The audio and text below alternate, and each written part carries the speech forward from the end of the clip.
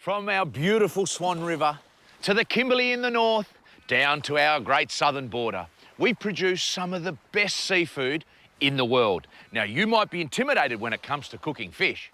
Well, stick around. I've got a ripper of a recipe, and it's easy too.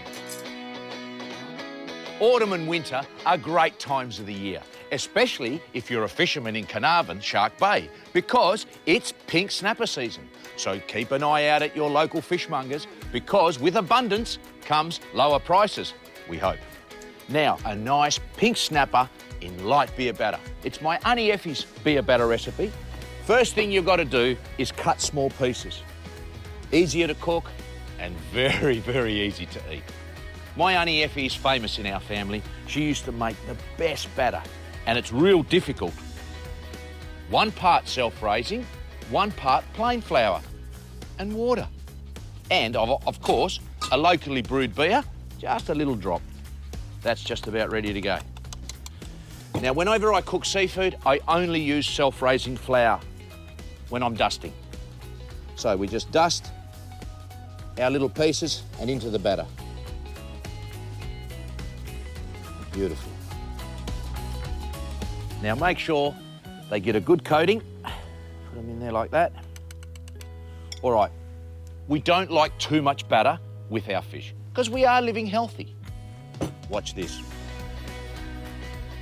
With one hand, just go like this, just light. And that's called lots of lightly. Now make sure you don't prod them and move them around. Let the bottom cook.